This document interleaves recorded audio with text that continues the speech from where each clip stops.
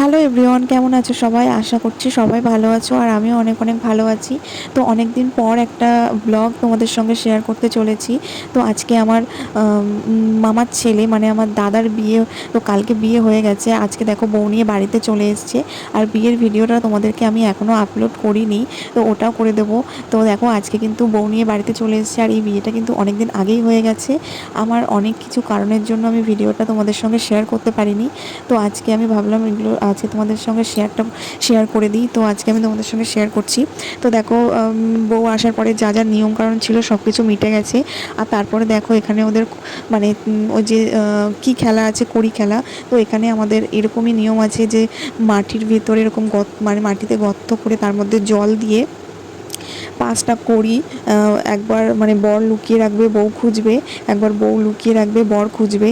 তো যে খুঁজে না পাবে সে হেরে যাবে, আর যে খুঁজে পাবে সে জিতে যাবে। তো এইরকম খেলা তিনবার করে হবে। তো দেখো বউ প্রথমে কড়িটাকে লুকিয়ে রেখেছিল, কিন্তু আমার দাদা সে কিন্তু একটা কড়িও খুঁজে পাচ্ছে না। মানে এমন জায়গায় লুকিয়েছে, জানি না কোথায়, মাটির ভেতরে মানে ঢুকিয়ে রেখে দিয়েছে। এখন দুজনা মিলে খুঁজছে, বাট কেউই খুঁজে পাচ্ছে না, খুঁজে পাচ্ছে না। তো আমরা তো ভাবছি কী হলো, মাটির ভেতরে কোথায় চলে গেল। তো কেউই খুঁজে পাচ্ছে না। এখন হচ্ছে আমার বৌদি খুঁজছে যে কোথায় রেখেছিল, যেখানে মানে ঢুকিয়ে রেখে দিয়েছিল। তো সেখানে খোঁজার চেষ্টা করছে কিন্তু পাচ্ছে না। তো লাস্ট পজিশানে কিন্তু পেয়েছিল দুজনা মিলেই। তো পেয়েছিল জলগুলো পুরো তোলার পরে কিন্তু দেখতে পেয়েছিল যে আছে এরকম। তো যাই হোক, আমরা বিয়েবাড়িতে এসে যতটা ভেবেছিলাম আনন্দ করব, সেরকম কিন্তু কোনো আনন্দ করতে পারিনি, মজা করতে পারিনি। এত পরিমাণে গরম ছিল গাইস, তোমাদেরকে বলে বোঝাতে পারবো না। তো এটা ছিল কিন্তু আগের মাসের 3 তারিখে ছিল বিয়ে।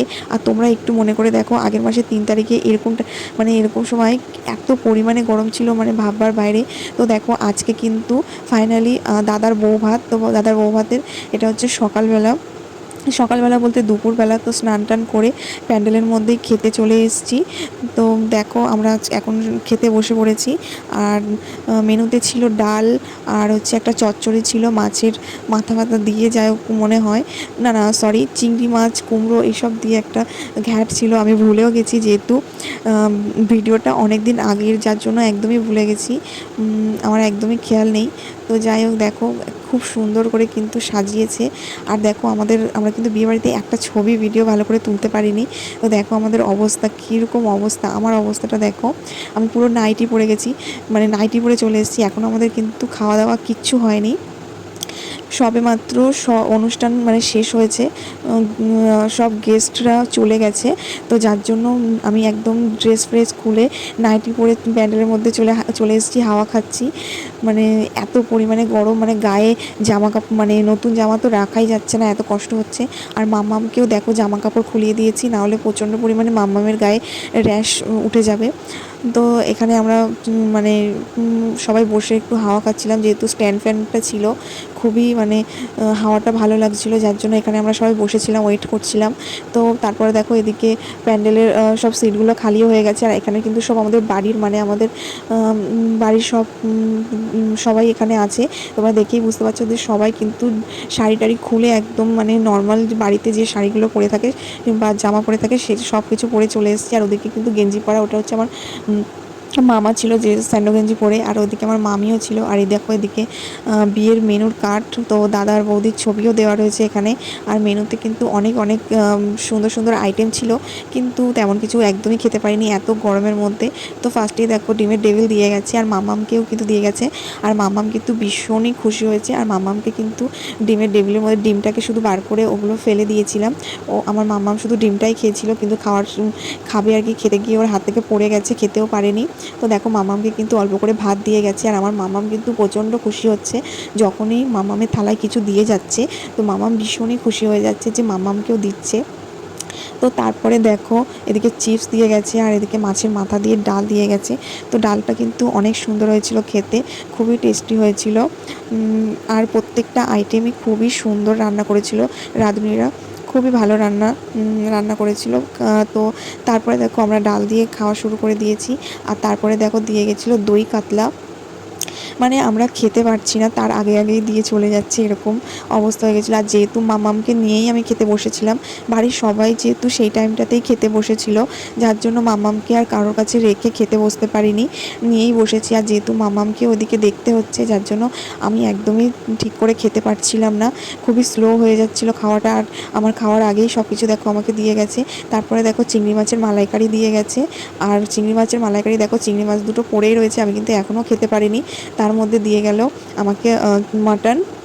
তো দেখো কেন খেতে পারছি না, এদিকে মাম্মাম যেহেতু দুষ্টুমি করছে, মাম্মামকেও একটু চিংড়ি মাছ ছাড়িয়ে ছাড়িয়ে খাইয়ে দিচ্ছিলাম, যার জন্য আমি একদম খেতে পারছিলাম না। আর দেখো মাংসটা আমি একটু ভেঙে নিয়েছি, কত সুন্দর সফট আর দারুণ রান্না হয়েছিল।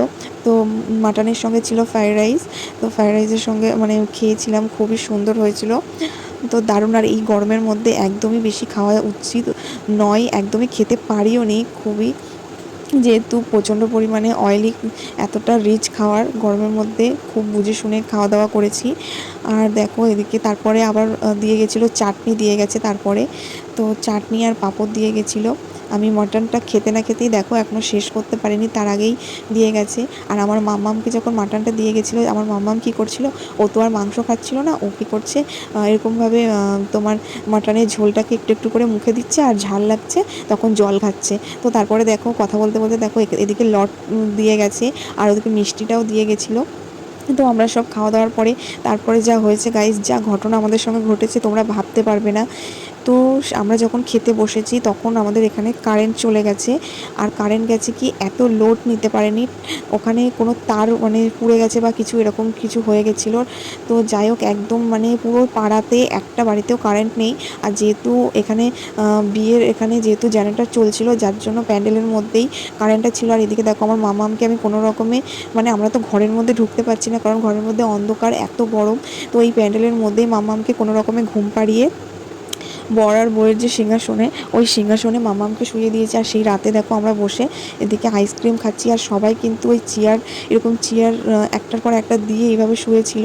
তো দেখো ওদিকে আমার বড় শুয়ে আছে, এদিকে আমার মামা শুয়ে আছে, আমার মামি, দিদি। তারপর যা হয়েছিল, জেনারেটারে তেল শেষ হয়ে গেছিলো, আর সারা রাত পুরো অন্ধকারে গরমে আমরা প্রচুর কষ্ট পেয়েছি, প্রচুর কষ্ট পেয়েছি।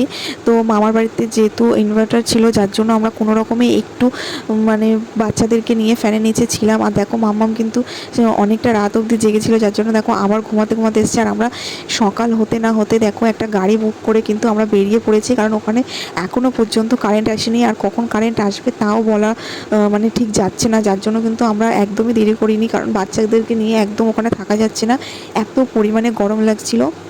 তো যার জন্য আমরা একটা গাড়ি বুক করেছি, আর এটা এসি গাড়ি ছিল। তো আমরা কোনো রকমের তাড়াহুড়ো করে একদম সকালবেলা চোখ মুখ ধুয়ে বেরিয়ে পড়েছি খালি পেটে। তো সেরকম সিচুয়েশানে কিছু খেয়ে বেরোনোর মতনও আমাদের ইচ্ছা ছিল না। তো তারপর রাস্তাতে একটা জায়গায় আমরা গিয়ে একটু কিছু খেয়ে নেওয়ার জন্য হচ্ছে বসেছিলাম। তো এদিকে দেখো পেটাই পরোটা আর তরকারি আমরা খেয়েছিলাম। আর খাওয়া দাওয়ার পরে আবার আমরা গাড়িতে উঠে গেছি, আর মাম্মামকে মনে হয় বিস্কুট কিনে দিয়েছিলাম। ও মাম্মাম ক্রিম বিস্কুটটা মানে অরিও বিস্কুটটা খাচ্ছিল, বিস্কুট তো আর খাচ্ছিল না, ও ক্রিমটা নিয়ে নিয়ে খাচ্ছিল। তো জানি না এত গরমের মধ্যে কারা বিয়ে করে। আর আমরা যেরকম ভেবেছিলাম যে বিয়েবাড়িতে গিয়ে অনেকটা মজা হবে, সেই তুলনায় কোনো মজাই হয়নি, খুবই কষ্ট পেয়েছি।